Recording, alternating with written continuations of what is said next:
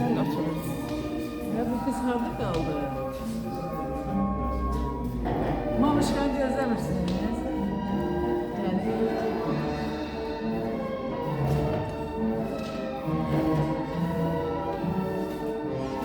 Yani Aziz qonaqlar, Mənsur bəy və digər xalqlara daxil olmaları yaradılmış. Hörmətli Mənsur bəy və bugün siz oğullarınızın, dostlarınızın və yaxınlarınızın qarşısında tarixinizi digər qeyrlərlə birləşdirirsiniz. Bundan sonra siz həyat yollarında şartlayacaq xoşbəxt günlərinizi, həyat qayğılarınızı bərabər paylaşarsınız. İcazə verin, təntənəli digər mərasim qarşısında sizə bir sual verin. Hörmətli Mənsur bəy, siz Günay xanımla digər ittifaqına daxil olmağa razısınızmı? Alqışlar gəlsin.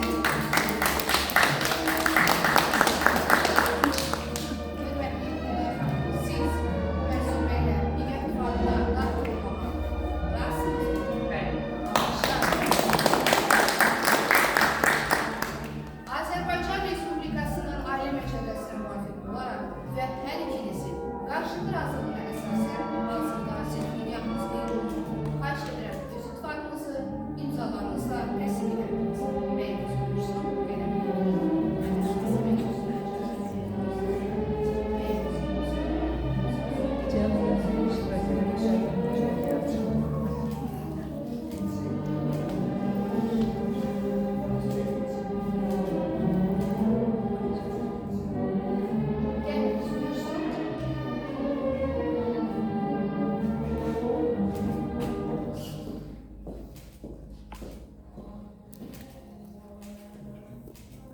Alqışlar gəlsin.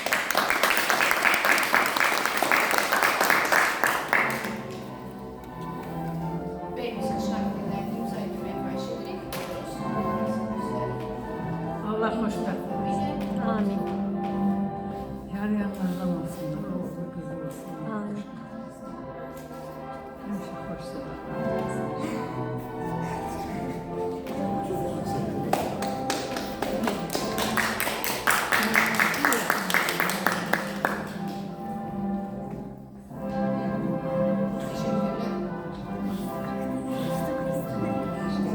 Bəyimizin şahidlərini imza etməyə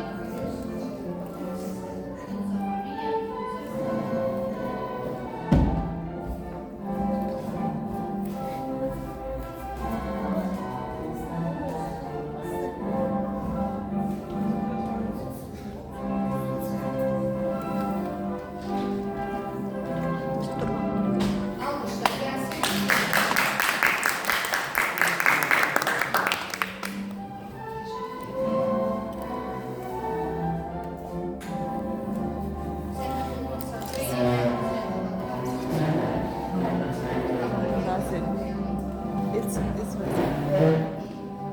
Torta zəngələdim.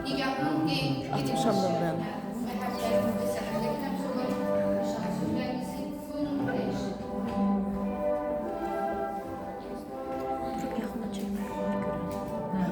Alqışlar. Çocuk.